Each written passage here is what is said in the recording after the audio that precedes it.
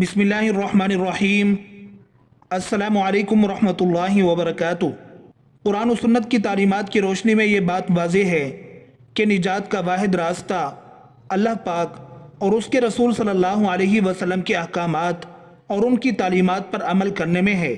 इसलिए ज़िंदगी के हर मोड़ पर दीन मतीन की इत्तिबा और गुनाहों से बचने की कोशिश करने के साथ साथ हुस्न खात्मा के सिलसिले में उलमाए किराम ने जिन आमाल व असबाब का जिक्र किया है उनका भी एहतमाम करें तो इंशाअल्लाह ईमान और आमाल सालिहा पर ख़ात्मा होगा।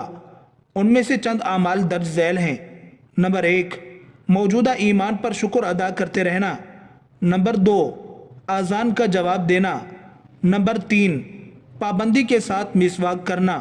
नंबर 4, अल्लाह की राह में सदका व खैरात करना।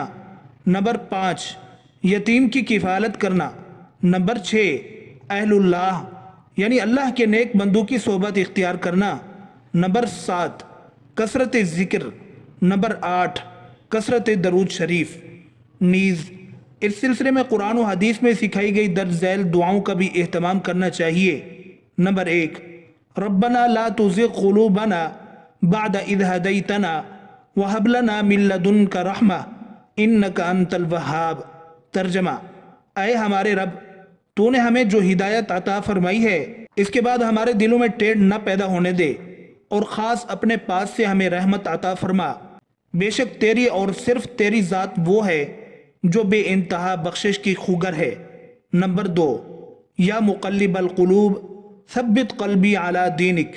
तर्जमा, ऐ दिलों को फेरने वाले, मेरे दिल को अपने दीन पर साबित कदम रख। वाज़े रहे कि हुस्न खात्मा के लिए बुनियादी चीज़ अक़ायद की दुरुस्तगी है। अगर अक़ायद दुरुस्त हों, कुफ्र व शिर्क का अक़ीदा ना हो और इत्तिबाई सुन्नत के मुताबिक ज़िंदगी गुजारने की कोशिश की जाए तो मज़कूरा बाला आमाल और दीगर तमाम मसनून आमाल हुस्न खात्मा के लिए मुआविन साबित होंगे। नाज़रीन किराम, आप सल्लल्लाहु अलैहि वसल्लम ने फरमाया, मोमिनों में सबसे कामिल ईमान वाला वो है जो सबसे अच्छे अखलाक वाला है। आप सल्लल्लाहु अलैहि वसल्लम ने फरमाया, तुम में से कोई शख्स मोमिन नहीं हत्ता कि उसकी ख्वाहिशात मेरी लाई हुई शरीयत के ताबे हो जाएं। आप सल्लल्लाहु अलैहि वसल्लम ने फरमाया, जब तेरी बुराई तुझे बुरी लगे और तेरी नेकी तुझे खुश कर दे तो तू मोमिन होगा। अल्लाह पाक हम सब का ईमान और आमाल सालिहा पर ख़ात्मा फरमाए। आमीन।